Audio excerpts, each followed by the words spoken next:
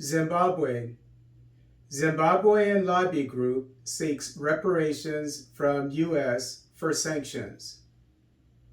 On Tuesday, May 30th, 2023, Zimbabwean lobby group, the Broad Alliance Against Sanctions, BAAS, and its legal team filed an application at the High Court in the capital Harare seeking reparations from the United States government for imposing sanctions against Zimbabwe for the last 2 decades.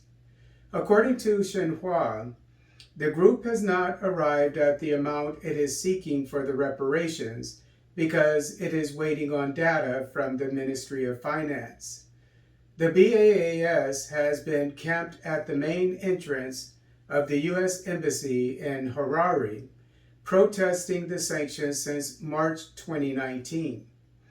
BAAS co-founder and spokesperson Sally Ngoni told reporters, quote, "We have written to them several times, and we have even met with the U.S. ambassador, trying to engage them on the issue of sanctions, but they have not responded to us in writing.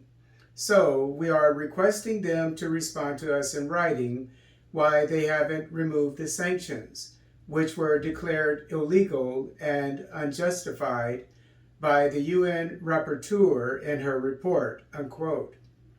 As reported by Xinhua, while visiting Zimbabwe in 2021, UN Special Rapporteur Alena Douhan observed the negative impact the unilateral sanctions by the U.S.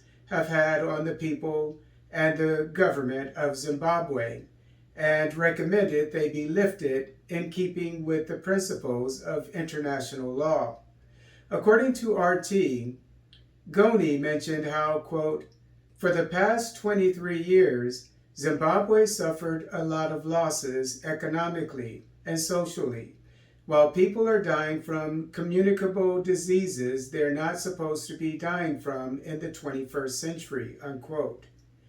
The U.S. imposed sanctions on Zimbabwe when former President Robert Mugabe implemented land reform to take back the commercial farms from whites that their ancestors acquired during the colonial era.